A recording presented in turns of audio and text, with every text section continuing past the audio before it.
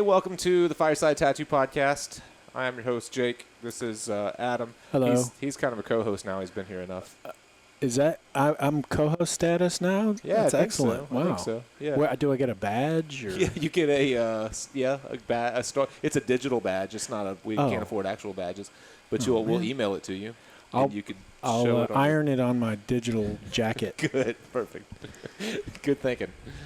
I'll get a little housework out of the way. Make sure to go to tattooimprovement.com and sign up for our mailing list, and also go to Instagram and follow @tattooimprovement, because we're, not very active on there. So you might as well follow it anyways, though. Now, I am @PlugUglyArt, and he's @Adam Bennett. Is it just Adam Shaw or Adam Shaw Art? Adam Shaw Art. Yeah, @Adam Shaw Art. So you could follow us personally, and we're both maybe a little more active than the Tattoo Improvement Instagram. And then, Facebook, all those things. We're on Twitter. We're on everything. No, that's not true. There's all that new stuff. We're not on any of the Snapchat. We're not on any of that stuff. Well, yeah. When is that happening? I don't know. I don't know. When we find someone to run these other ones, I guess we'll add that one in. We need to hire a Snapchat person. Yeah, I think so. I think we do. We thought we would talk. We actually just finished our first group critique for our Inside Fireside membership, or Inside Fireside mentorship program, our Find Your Style program, which we are, our week 4 assignment just came out of how many total weeks? It's a 90-day program. Yeah, well, it started at 0, so it's 5. It's 5 weeks. Yeah, this is 5 weeks. Why do we call it week 0? Because it was before we actually started. No one consulted me about that, so gotcha. I think I made that up just because it was before we actually started teaching anything. It was like a drawing just to find a baseline for everybody. So that's why I think we called it week 0. But so I wanted to sit down and talk maybe just a little bit about like how that's coming along. This is our first experience in trying to teach people remotely how to or teach drawing or teach art remotely. So we probably have learned a few things. And also just kind of get your thoughts on how the program's going, how it's working, like to help people to identify their kind of drawing style, maybe how they are going to apply it to tattooing, or maybe we won't get into that. But I will. I tell you what, I'll start. There is one thing that I've thought is pretty interesting. And that's that. So we've been doing these weekly critiques, and I'm physically like scanning their drawing, or not scanning their drawings in, but pulling their drawings up in a sketch program and drawing directly on top of them. And it's amazing how quickly and easily I feel like I can identify issues in other people's drawings, and then not identify those same issues on my own drawing. Yeah. Well, I think I'm hoping that's what's going to happen. That when we're reinforcing these things, we go back to our own easel and we start applying them even more than we've been doing. So it's all kind of bouncing off of each other. Yeah. Do you find that I guess you solve drawing problems real quickly, but I like on our weekly kind of drawing nights, we get together and do our life drawing. Sometimes I'm looking at the model and I find myself maybe kind of inventing some light and shadow forms a little bit, or reinforcing things maybe that aren't there just to help me see a shape a little easier. And then someone will do that in our course, and I'll be like, well, that wouldn't be a shadow shape. That would be a light shape because your light's coming from right there. And the person will be like, yeah, I've got a bad habit of doing that, of like just inventing my shadows sometimes. Like, well, shit, so do I. I didn't even think about that. Well, I feel like there is a place for that, but when you're trying to reinforce basic shapes in drawing from life, you do want to try and match what you see. But I also think what we're trying to get across in our course is thinking of breaking everything down into more basic spheres and cubes and such, and thinking about, how light plays off of those shapes. And, everything is made up of those things, which we've talked about a lot, but I feel like, it's a really important way to look at life. And you almost have to reinforce it to yourself constantly. Yeah. Like it's so easy to start thinking of something as that thing instead of as a basic shape. whether it's an eye socket or lips or whatever, or something that you're inventing altogether. Like, sometimes we get in this mode of trying to think of something as that object, and we forget completely that, that's really just it's really just a sphere with a few little tweaks to it, and it really behaves like a sphere would in light. Yeah. I remember this was years ago when I was drawing. I was getting into comics, and I wanted to. There were certain anatomy things that I knew I wasn't doing really well, like an ear or something, and I was telling myself, I have to draw an ear, like from memory. And I would just practice with ears. But it wasn't until I actually started looking at an ear and trying to determine what was happening in the shapes there. It's made up of certain canals and hills and stuff, and it's very specific. And, the human ears are different from different people, but they're basically the same. And it's just, understanding light, where light hits and how, it works, but understanding the basic shape really helped me down the line when I was drawing from life again. I remembered how an ear shape was, and I could, kind of internalize how those shapes and light was working on the model too. Yeah. I guess at that point you had looked at it and drawn it enough to be able to invent it and make it believable, and that's kind of what we're trying to do here in this course. Is help people to learn to solve all of the big problems on the front end, so that when it comes, so that the decisions that they're making from a tattoo to tattoo basis, or from a drawing to drawing basis, they're subtleties. They're making decisions based on a very solid framework, where at that point, almost any decision you make, because it's based in that framework, is going to be the right decision. You almost can't mess up, right? You can just make different choices, but you can't really screw the drawing up because the framework is there. Yeah, if you have that framework, if you have that real solid foundation, it can only help everything else, And if you're supposed to invent something, I know exactly what that shape is going to look like, and I'm going to render it in this way. Yeah, and you're keeping in mind, what's the star of your composition, as you would say. You're keeping in mind the star of your composition, or you're establishing your hierarchy, and then you start thinking naturally when you're drawing supporting elements, or you're drawing background elements, or whatever. If that framework is in place, that you're always kind of internally saying, is this contributing to the strength of the design? Is it taking away from the strength of the design?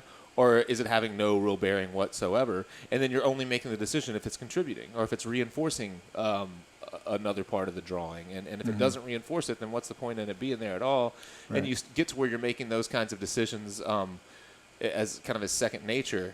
And ideally, that's what happens out of this. That's what we're shooting for, and that's what I think we both shoot for in our own drawings. Yeah, I definitely think that even with real basic drawings of shapes, or just rendering fabric, which we're getting into this week, it can seem really like basic, and I'll just draw what I see. But you are making decisions about, where is my star, where do I begin, where do I want the viewer to look, and then where do I want him to look after that, and then where do I want him to explore. And all that informs how you draw, and where your value scales, and all that. Yeah, and I really look forward to getting into. So far, this course has been all about, for the most part, about just basic drawing, foundation drawing, and it hasn't really been related to drawing to skin, or drawing something that's tattooable, or working to the body, or anything like that. And one thing I don't want, I hope that our current artists, our students, are watching this. And one thing I don't want them to think is that they got tricked into a basic drawing course, because it is all going to pull around. And I'm really interested to see, once they start to apply these frameworks that we're teaching just with charcoal on paper to tattoo design, like, how are they going to, when they get used to drawing this fabric, how how much better or how much easier will it be for them to draw to a space, to an upper arm, and use fabric or something like it, something organic, to wrap that space and lead someone's eye, across a tricep and across a bicep, and however it needs to move, or however they choose to make it move throughout that person's body. I can't wait to see how that stuff starts to happen. And since this is our first time teaching it, and these guys knew this going in, and they got a great kind of discounted rate in it. And our hope is that they'll provide us plenty of feedback and as far as how much sense this makes, like as far as like the path that we're taking them down. I hope that they feel comfortable enough to step up and go like, all right, you kind of beat this thing to death. Maybe we should move on to something else, or I don't understand that, or I hope it comes to that.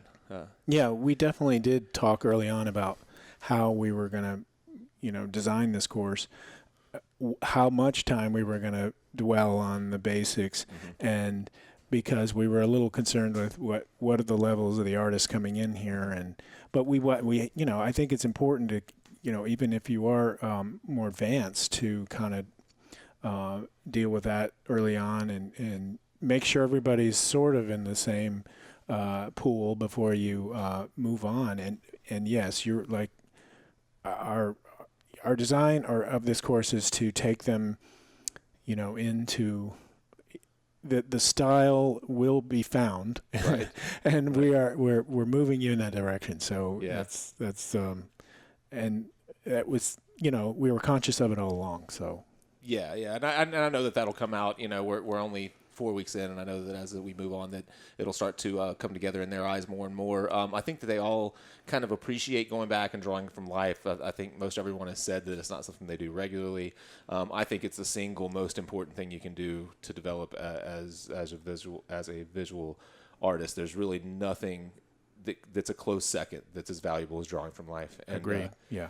And just if we're, up to this point so far, I know there's probably a lot of frustration out there, and, especially when you're sitting by yourself drawing from life and you don't have someone sitting next to you that you can kind of look and see how they solved a problem from the same subject there at the same time. And I know that stuff can get frustrating, but I guarantee that everyone here will leave a much stronger artist. One thing about finding the style that I thought is so interesting is that so these people, these folks are turning in work every week, and we can already, only 4 weeks in, and actually we don't have our week 4. They haven't turned in week 4 yet. It just went out. So really only 3 weeks in, how unique a lot of their mark making really is. Like I can look at any one of them at this point, only a month in, and tell you who did it already. Yeah. And I can't wait to see how once they've applied these foundations or these frameworks, how those marks really kind of take off and start to make a lot more sense, and they start to get really confident in how they're going to use them. Mm-hmm. Yeah, it's going to be cool. Yeah, I'm really excited about it. I do think that drawing in a group is helpful to just keep the life drawing. If you find a group where you are, it's always great. But I mean, this community that we're sort of building with the class is very helpful in that way, to kind of encourage each other. Right. So we're kind of moving through, and if you guys haven't, if you just tune in and all this stuff is new to you and you don't know what we're talking about with the group, I did a free webinar that kind of introduced the idea, the principles that we're talking about here. At the end of it, it did pitch this group, which is now sold out, but we will link to that webinar again. A lot of people have signed up for that webinar since it first came out, since the first time we talked about it in a podcast. The webinar was done, and we've probably had 100 new signups since that point. So I'll make sure that we get it back out there for you guys to see, because even without the course, we go through and we talk about shape, we talk about value, we talk about edge, and we get a little bit into color, but very little. And just watching that thing, I think it will give you enough of a how-to just to go through and start and learn what questions you want to ask as you're going through a drawing. You don't have anything to say about that? Yes. Did you fall asleep? Yeah, I did for a second. I'm sorry. Son of a bitch. Can we start over? Yeah. We probably aren't even recording this thing. We just recorded half a stupid. So you're saying we're putting the webinar back up? Back up, yes. Yeah, you were awake. Yes. Well, that's why I was like, wait a second. I thought people had to pay for that. No, the webinar wasn't. It didn't cost anything. Oh, okay. No, it was just. Well, I'm changing that right now. You do have to pay for that, at folks. Least $1,000. 50 points. 50 points. It's going to cost you 50 points. So I think it would be worth it if you have. I'm actually going to redo the webinar. You're not going to see the original one because it was about an hour long. I'd like to condense it down to about 30 minutes. Do you want to record on this one with me? Sure. I wasn't on the first one. No, you were busy. Or I was asleep. You were sleeping through it, yeah. I'd like to go through and kind of condense it and get it down to about a 30-minute webinar. But those frameworks, I think, are so important, and they're so easy to lose sight of when you are, whether you're in the middle of drawing from life or of doing a tattoo. Sometimes you get so kind of dialed into an area or dialed into rendering a little detail that it's tough, or you forget to kind of step back and look at the whole. Again, I do a lot of drawing directly on the skin for my tattoos these days because they're mostly large scale, and I'm constantly having to go through and remind myself of my biggest families of dark and light. What directions, like what direction is this shape moving? Can I push something against it? And when you're trying to like lay Sharpies across an entire back or down an entire arm, and things aren't going right at the very start, sometimes you go into like deer in the headlights mode and you just start rendering little things and hope that something good comes out of it. But nothing good will come out of it. You have to be able to step back and think compositionally, think in terms of value, and general to specific. Yeah, I had a professor in school that would describe compositions like, think of a slide. This is back when slides were used. Yeah. The olden days. I remember that. If you think of an image as starting out blurry and the slide, the guy who's using it is slowly bringing it into focus. Yeah. So your general shapes are up there, but they're blurry. Mm-hmm. And then you you get the general idea of the composition. Then you're slowly adding detail. Right. As you go. Yeah. I think I mentioned that at some point. We talked about it just in the critique. Well, maybe not the slide thing, but about when we were just doing that critique a minute ago for the Inside Fireside group, about reminding yourself to squint or to lose focus, or to like blur your eyes or whatever trick you use. Squinting. Cross your eyes. Cross your eyes works great. Yeah. Squinting. No, don't do that. Squinting. People typically say to squint because it reduces the amount of like light that gets to your eye, and so it automatically really makes you see fewer values. I personally, I don't squint a whole lot. Sometimes I guess I do, but I tend to just kind of blur my eyes a little bit, and I feel like I can get the same effect. Can you do that? No, you're squinting.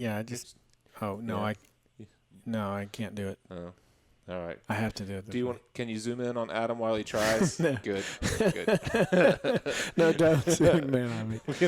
I'll just make that I'll just tell you what's happening. The thumbnail of the episode. It's like you trying to squint or blur. Or that could be the green screen behind a giant face. We have talked about trying to do a big green screen behind us all the time. That mostly would just have a fire because this is the Fireside podcast. Yeah. But you could be any number of places in that case.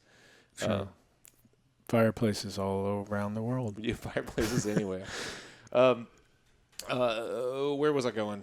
You made me lose. Well, we're talking about composition and general shapes too, getting specific. Because you were talking about drawing on the skin with Sharpies, which I don't really see how you do that. That's insane. Really. It's the same way because you start with light Sharpies and you work to dark Sharpies. So it's just like starting with light charcoal and working. Aren't all Sharpies the same kind of value? No. There's tons of really light. I mean, you're talking about. I get the big colored Sharpies. Yeah, they're all colored Sharpies, but I get like the baby blue that's just a little bit all. Or you could start with like yellow and you could barely see that, and then go to like a light blue, and then go to like a a purple, and then work all the way to black. So you could do layers and layers, and there are people that are a lot more accomplished at it than I am, that do like fully rendered drawings on the skin before they start tattooing. I just lay in my basic shapes, and I really don't start to build to make any real decisions as far as the form goes and rendering any kind of detail. I don't start that until I'm tattooing. I don't really build a lot of detail in the Sharpie drawing. And where does once you start in there, where does the detail coming from? Is it out of here, or you do have some? No, usually not for that kind of stuff. I'm usually doing it from my head, but it's just like what we're talking about. It's just thinking about shapes and light and where light's coming from. And so if I'm drawing like a dragon head, I'm just kind of thinking of the snout as like a big, like some version of a cylinder, and then the brow or whatever, I'm sometimes making it really blocky and looking like a cube. And then so it starts real general like that. And then I'll sketch it in that way. And then as like the hair of the brow comes out, I might change shape a little bit, or as like the ridge of the nose will change. So it kind of happens gradually.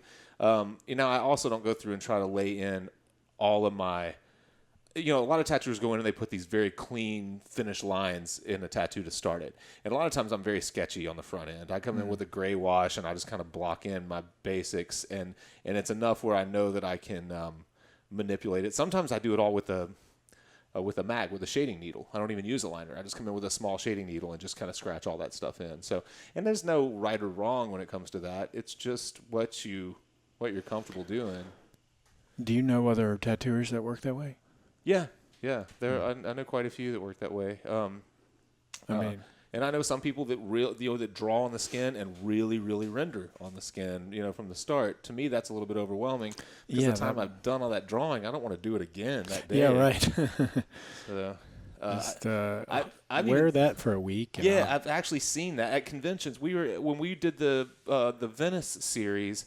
Man, I cannot tell you who it was. Some tattooer there, not an American, was really good, and he drew an entire torso piece on, and it was really, really well rendered. And it was like, say it was the Friday of the show, and he drew for probably 6 hours, 5-6 hours in Sharpie, and then he took a few photographs, and he sent the dude home. And he came back the next day. He was like, just don't take a shower. And he came back the next day and tattooed it. And it's still, it had absorbed, but it was still in there. And, man, there's no way I would have trusted that guy not to, run sweat. Yeah. But people do it. He's just a really sweaty dude. I'm sorry. Your tattoo is a blur. Right. Got to start over. People do that. And wait, was his tattoo name Not an American? Was that? Maybe that was his name, now that you say it. I can't remember that guy's name. People really don't want to be associated with it. They don't. That's true. I don't know. I didn't have any real idea about which direction to go with this episode, other than I wanted for the two of us to sit down, kind of brainstorm a little bit about how this program is going, and probably the 7,000 subscribers that aren't part of this group don't care anything about this, so this might be the least successful episode in history. But at least the 12 people that are in our group will care. I think they're going to love it. You think so? I hope so. But yeah, if at the very least, maybe go back and watch that webinar, and we will link to it, and see if you can just ask yourself these questions. Have I established my dark areas and my light areas? Do my shapes make sense? Does my light make sense? And then as you get into color, am I using color effectively? Am I using edge effectively? Am I trying to build up lines in my foreground and let edges kind of go away in my background, or am I consciously making the opposite decision to see what it does? Am I using like really strong light in the foreground where you can't even see an edge, and then it gets darker in the background and maybe the edges get darker? Who knows? That's a good idea. Yeah, at least when you have that framework, when you go against it, you can say, all right, I know what I should be doing here. I'm going to flip the script on it, do it backwards because I'm curious and I know why I'm doing it. But don't do like your samples on someone's skin in Sharpie. Like I would leave that for the sketchbook, maybe. Would you? All right. Yeah, maybe you're right. I'm going to try this same idea, but flip the script over here on your other shoulder. See what it does. You're cool with that, right? Yeah. Just don't sweat. Right. Or maybe sweat on the side I don't want to use. Side.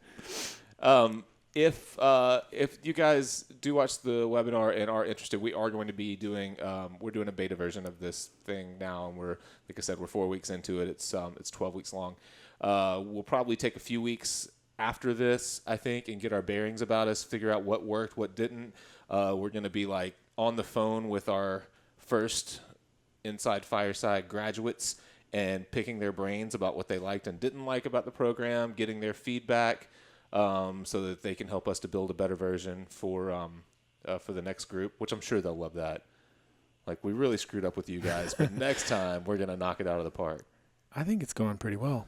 Yeah, I do too. But, I do too. Yeah, I think we owe these people. Call them on the phone. We should. Yeah, I think we should talk to them on the phone. I really do. Okay. I wasn't making that up. I would like to, like, physically, even if it's a group call, I don't care. Real early in the morning. Really early, yeah, about 5:30, 5:45 Central Standard Time. And no, I'd like to talk to them. I think sometimes that's easier than than trying to have dozens of emails back and forth. We could kind of do almost like a go-to-meeting or something like that. Yeah, we could do that. Yep. That might be cool. Mm-hmm. And then and get their input. And we could do something like that with a group critique. We could. Maybe. That'd be a good live idea. Group critique. Yeah, I thought about that. I think we could do it. Yeah, and so who knows where this thing goes and how good it gets, because I think we just refine it and until we're cranking out the best artists, the best tattooers on the planet ever. And then people are beating down our door saying, you have to show us about spheres and form I'm imagining, shadows. I think Fireside tattoo conventions across the nation. Yeah, that are only attended by Inside Fireside graduates? No. No? Well, that would be a small convention. For now. What if it was everybody? What if we turned into the what's art school? What's we art? Yeah, there we go. Yeah, full sale. It'll be the full sale of tattooing. Tattooing. Yeah. Oh, I hope that's not true. But yeah, we could you could pick whether to draw the skull or the turtle. Right. Actually, it's a turtle or a pirate, right? Send in your tattoo of the turtle or pirate. We will grade you. Yeah. And if you pick the one we don't like, then you're getting an F. Yeah. I say you draw the pirate. All right. Tattoo the turtle pirate. Right. Anywho, follow us on all the social medias, at Adam Shaw Art, at Plug Ugly Art for me, and at Tattoo Improvement. And like I said, take a few minutes and watch that webinar if you haven't watched it already. If you're part of our Inside Fireside group, I meant to get everyone's names out so we could give them all credit, but I'll forget somebody if I could go through them and pull out most of their names. But I was going to go through and say, thank you to blah, blah, blah, blah, blah, but I can't remember all of them. It's cool. We don't have to do that. I might have it written down. But we really do, for you 12 people, and you know who you are, we really appreciate you guys putting your trust in us, and we're brainstorming all the time for based on your feedback, based on your drawings, and we're trying to find the best way to get this information across. And our goal is for you to leave this program and really have a solid foundation, so that whenever you're problem solving for tattoos, your only thought is the nuances that make it your own, and not the foundation, and not the kind of framework, because it will be so ingrained in your brain that it'll be impossible for you to draw something that doesn't look right. Right? Wouldn't that be awesome? Absolutely. Yeah. Thank you, guys. Impossible. Thank you. And we'll see you next week on the Fireside. Cue the Fireside music. Good night. Because we have that, right? We do. Yeah, we do. There's Fireside music.